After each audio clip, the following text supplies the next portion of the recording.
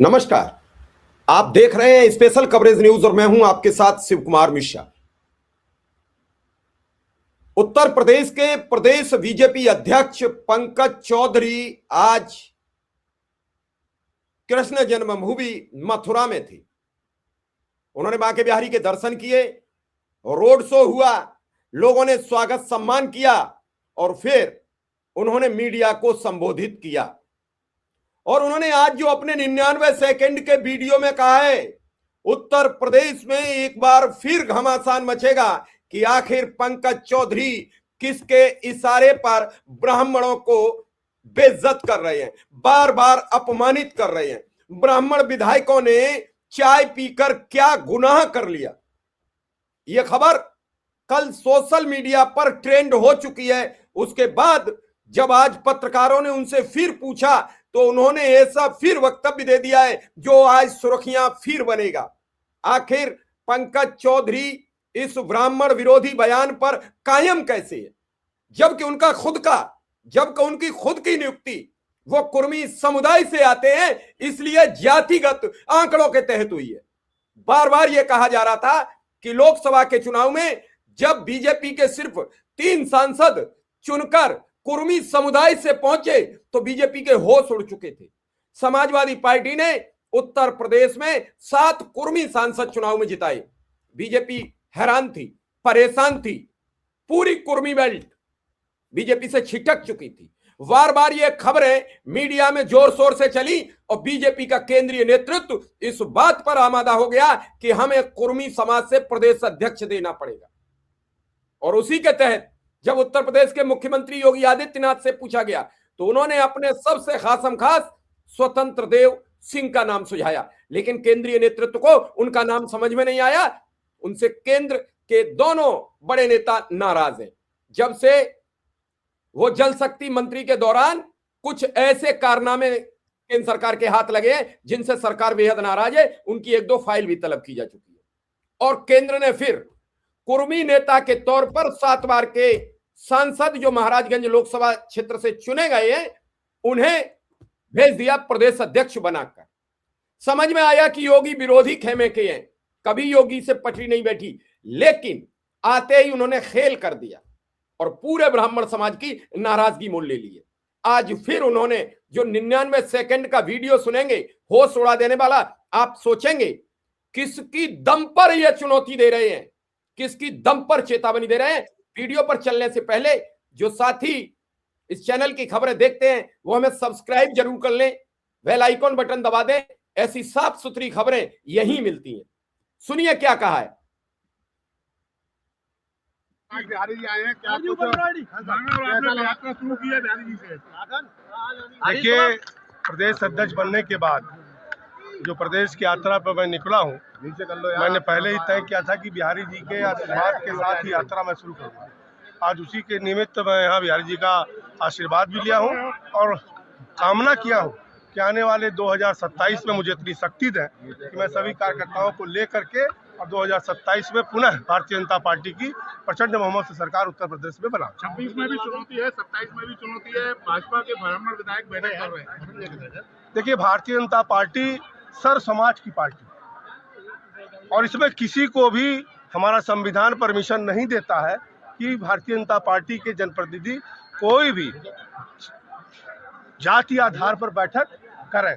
इसलिए हमने एक सूचना उनको चेतावनी भी दिया हूं, बात भी किया हूं और आगे से निर्देश दिया हूं कि ऐसे प्रकार की कभी कोई बैठक ना हो क्योंकि पार्टी के खिलाफ हो गई। हमारे यहाँ आ जाए वो लोग, सबका स्वीकार है, स्वागत है। अब शिवपाल जी से मैं पूछूं कि 2022 में कितना टिकट ब्राह्मणों को दिया था, ये उनसे पूछना जरा आप। देखिए, वो चुनाव आयोग का एक संवैधानिक व्यवस्था है, उससे काम चल रहा है। और जहां तक माननीय मुलायम सिंह जी का विषय है, अगर बिहार में भी SIR हुआ और वहां पर प्रचंड बहुमत से भारतीय जनता पार्टी जीत गई।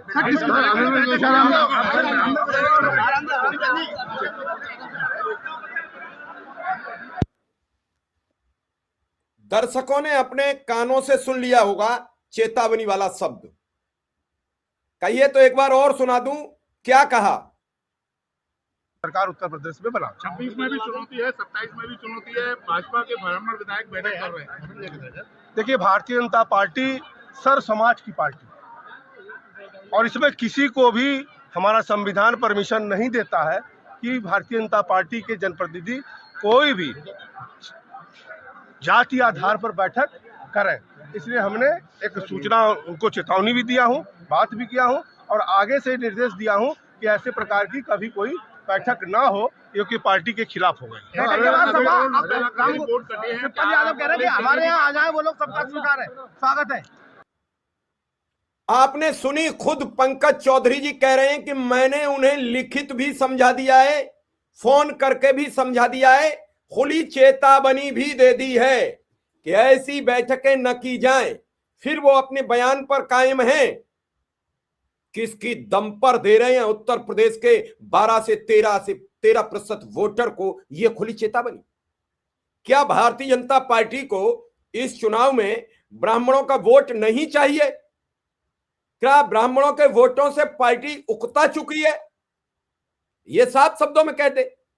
अभी ये सखूफा इतना बड़ा बनता चला जाएगा, ये बयान इतना बड़ा बन जाएगा कि सोशल मीडिया पर वायरल होना शुरू हो चुका है। लोग इस चेतावनी को हाथों हाथ लेंगे।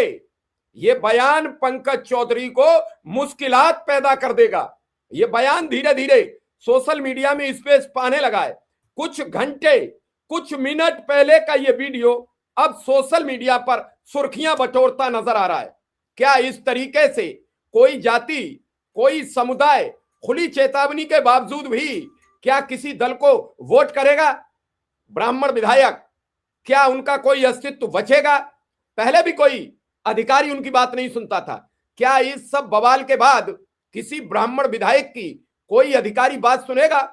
बीजेपी यह भी बताए कि प्रदेश अध्यक्ष गोरखपुर गोरक्षनाथ प्रांत से, मुख्यमंत्री गोरक्षनाथ प्रांत से, बीजेपी के राष्ट्रीय महासचिव गोरक्षनाथ प्रांत से, और भी बड़े पदों पर बैठे लोग गोरक्षनाथ प्रांत से, कुछ बाकी बचे प्रधानमंत्री काशी प्रांत से, थोड़े बहुत एक दो नेता और बचे वो अवध प्रांत से जो लखनऊ और अयोध्या मंडल में आते हैं।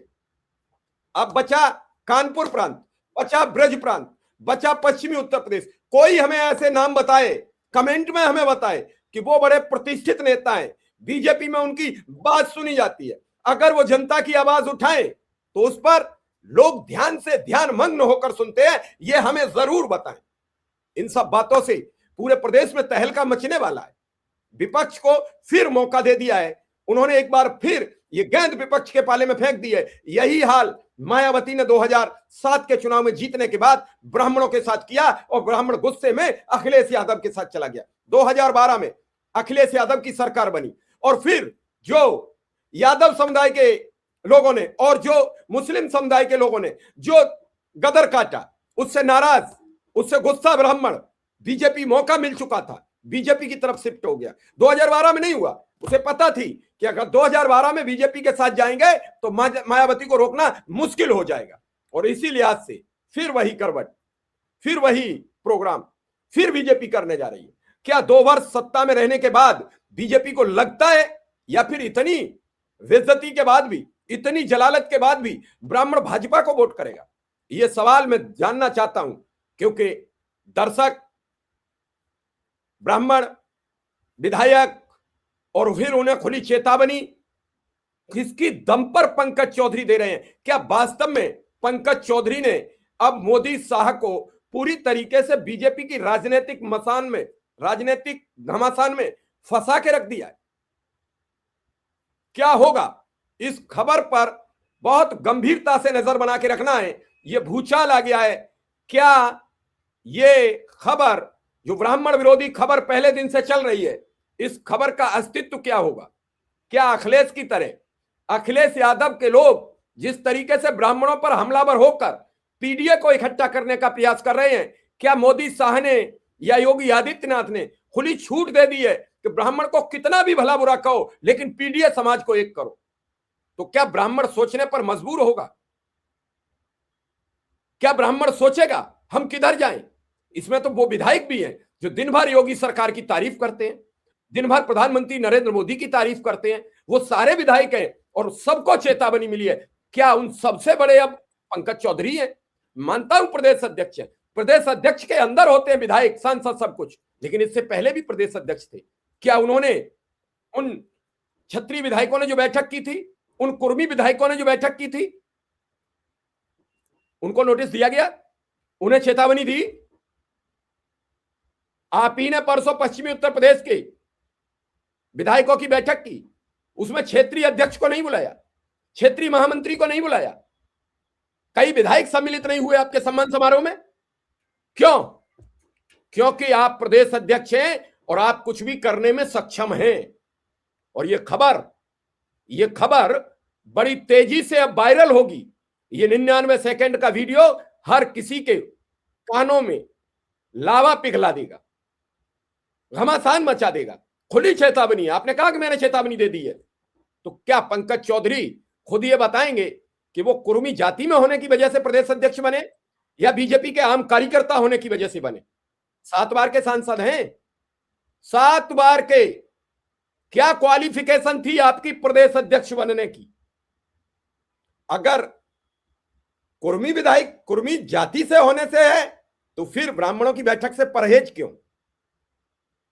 और ऐसा तो बैठक में कुछ हुआ नहीं, ऐसा तो बैठक में कोई प्रस्ताव पारित हो नहीं गया, फिर इतना जलालत करने की जरूरत क्या पड़ी?